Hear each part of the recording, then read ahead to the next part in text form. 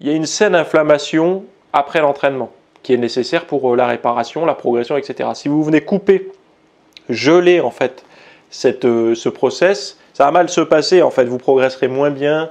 Vous laissez pas le corps se débrouiller un petit peu avec ces réactions inflammatoires nécessaires, quoi. Ensuite, pour continuer, donc on a les antioxydants, j'en ai parlé. Donc utilisation de jus de betterave, il a été démontré que la supplémentation aiguë en jus de betterave atténue les douleurs musculaires et les baisses de performance induites par l'exercice excentrique. Excentrique veut dire négative, hein. Supplément d'acides aminés à chaîne ramifiée, donc les BCAA.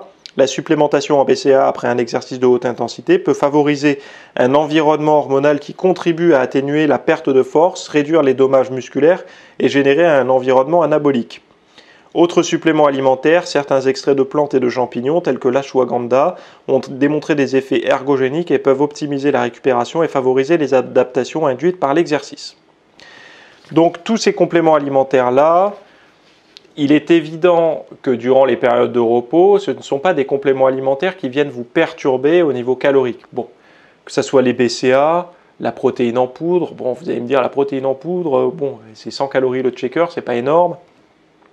Vous n'avez pas la créatine et tout, sauf les glucides intra-séance ou après séance, puisque si vous ne faites pas de séance, vous n'avez pas besoin d'en consommer. Enfin, en tout cas, des glucides sous cette forme-là. Sinon, le reste, vous pouvez largement les consommer les jours de repos pour maximiser votre récupération. Ne voyez pas la récupération musculaire ou la récupération post-entraînement comme quelque chose qui se limite aux quelques heures qui suivent l'entraînement, puis la nuit de sommeil, et après c'est terminé. Une récupération après un entraînement intense va être déjà de plusieurs niveaux différents, c'est-à-dire que vous avez une récupération musculaire, une récupération tendineuse, une récupération articulaire, une récupération nerveuse, et chaque récupération a son propre temps propre, en fait, son propre timing.